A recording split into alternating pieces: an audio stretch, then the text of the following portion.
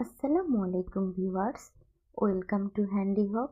আজকে আমি আপনাদের বানিয়ে দেখাবো রেইন লিলি। ফুলটি দেখতে অনেক বেশি সুন্দর, কিন্তু এর স্থায়িত্ব খুব অল্প সময়ের। ফুলটি দেখতে কিন্তু বেশ দারুণ লাগে বাগানে। প্রথমে আমি কেলেগুলো লম্বা লম্বা করে ছোট ছোট টুকরো করে কেটে নিয়ে এরপর আঙ্গুলের সাহায্যে লম্বা লম্বা করে দুই সাইড চিকন চিকন করে নিচ্ছি। আমি পাপড়ির শেপ তৈরি করব। দেখেন, আমি আপনাদের সুবিধার্থে আরও একটু সুন্দরভাবে বানিয়ে দেখিয়ে দিলাম। এরপর টুলসের সাহায্যে চেপে চেপে আমি পাপড়ির শেপ তৈরি করে নেব। পাপড়ির শেপ তৈরি করে নেওয়া হয়ে গেলে দেখেন পাপড়িটি কত সুন্দর লাগছে। এরপর আমি একের পর এক পাপড়ি একটার সঙ্গে একটা জোড়া লাগিয়ে নিচ্ছি। জোড়া লাগিয়ে নেওয়ার পর আমি দুই সাইড জয়েন করে নিচ্ছি।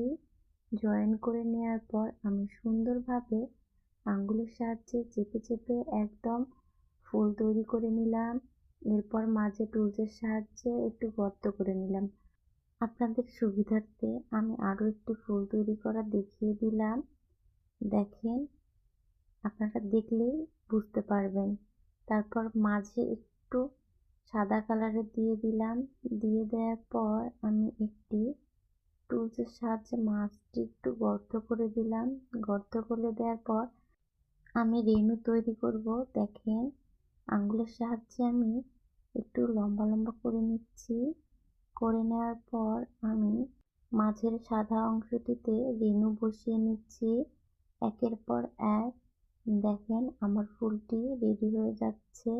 এরপর রেনুর মাঝে একটু গোল গোল লাগিয়ে নিচ্ছি, যাতে দেখতে একদম রিয়েলিস্টিক লাগে।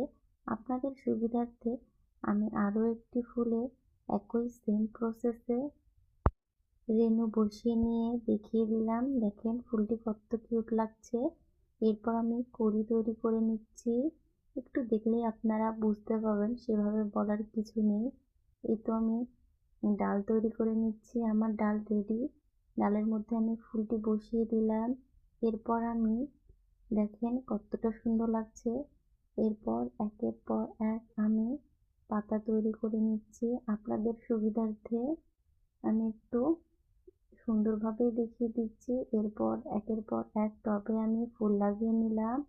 দেখেন কতটা সুন্দর লাগছে আমার রেইন লিলি। মনে হচ্ছে একদম টবে ফুলে ভরে গেছে। দারুণ লাগছে কিন্তু।